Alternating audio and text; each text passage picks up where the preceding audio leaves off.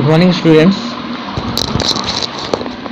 Today we will study the first chapter of history, that is what, where, how and when. क्या, कब, क्या, कहाँ, कैसे और कब. So the first topic we will take up today is the early settlers of Indian subcontinent.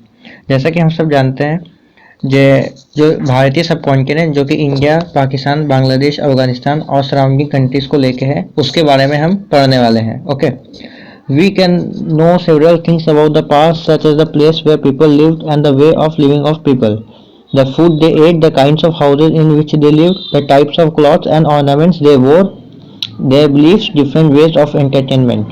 तो कि जैसा हम जानते हैं कि वो किस प्रकार से पहले के लोग रहते थे, किस प्रकार का भोजन वो लिया करते थे, किस तरह के घरों में रहते थे और किस तरह के कपड़े और उनके ज्वेलरीज होते थे, उनके बिलीफ, उनकी मान्यता, उनके विश्वास और उनके एंटरटेनमेंट, सारी चीज़ों पे इस चैप्टर में हम फोकस देंगे. We also get to know about different people such as rulers, priest, farmers, traders, craft person.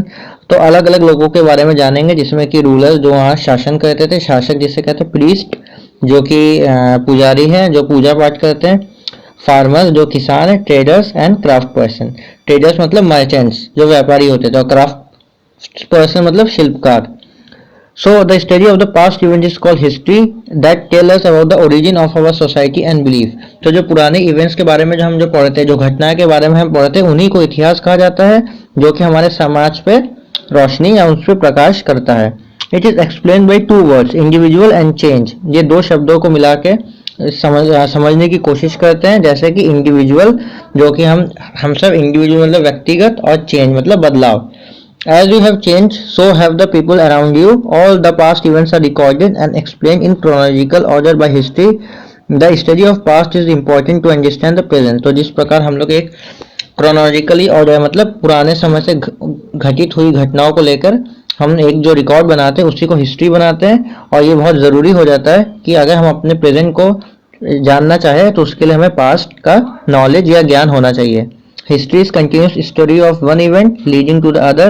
Hence, it is essential to understand the past, else present cannot be understood. तो history जो है focus करता है past के हुए घटनाओं पे, events पे, तो उसका जानना बहुत ही जरूरी है, जाते कि हम अपने प्रेजेंट को अच्छे से इवेलुएट कर सके, उसे जान सके.